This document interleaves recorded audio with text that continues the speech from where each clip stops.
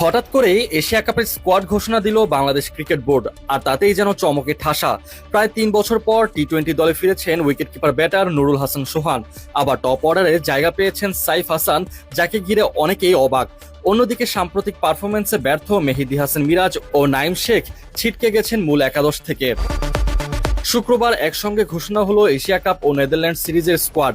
নেতৃত্ব দিবেন লিটন দাস, টপ অর্ডারে তার সঙ্গী তানজিদ হাসান তামিম ও পারভেজ হোসেন ইমন, সঙ্গে বাড়তি সংযোজন সাইফ হাসান। নাইম শেখের ব্যর্থতার কারণে সাইফের সামনে বড় সুযোগ এসেছে নিজেকে প্রমাণ করার। মধ্যমণি তাওহিদ হৃদয় এখনও দলের ভরসার নাম। ফিনিশিংয়ে থাকছেন শামীম পাটোয়ারি ও জাকের আলী অনিক। আর দীর্ঘ অপেক্ষার পর আলোচনায় ফিরলেন নুরুল হাসান সোহান।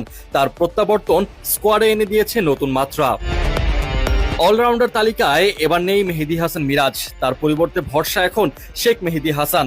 স্পিন বিভাগ সামলাবেন নাসুম আহমেদ ও লেগি রিশাদ হোসেন। পেস আক্রমণে তাসকিন আহমেদ, নেতৃত্ব দিবেন মুস্তাফিজুর রহমান, শরীফুল ইসলাম ও তানজিদ সাকিবকে সঙ্গে নিয়ে।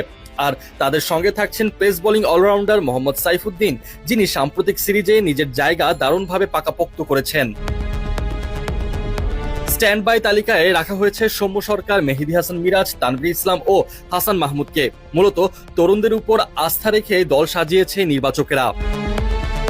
এবারের এশিয়া কাপে বাংলাদেশ প্রথম ম্যাচ খেলবে 11 সেপ্টেম্বর হংকং এর বিপক্ষে।